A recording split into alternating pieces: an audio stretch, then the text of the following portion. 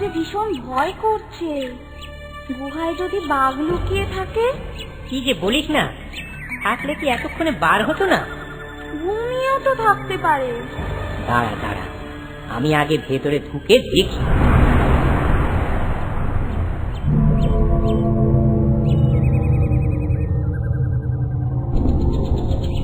না রে, ভেতরে কেউ নেই। আর এখানে দাঁড়াস না, ভেতরে চল, তোকে সব শিখিয়ে পড়িয়ে দিই।